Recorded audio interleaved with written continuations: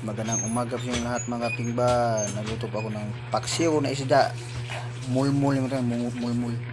Tag 200 ang kilo sa merkado. Upon. Bumili ako ng 3/4 mga katingbal kasi sarap kumain ng isda sa dagat, isda sa bato. Nalagyan ng luya, ahos, bumbay sa kasili mga katingbal. Kapag malapit itong maluto, lagyan ng mantika para lalong sumasarap, bumabango. At ang kain natin ay lalong napayami. Yung ating bal, paksiw na isda, mulmol, isda sa bato, isda sa dagat. Bahog na puta mga katingbal. Arat na. Yum yum yum. My favorite isda sa bato, isda sa dagat.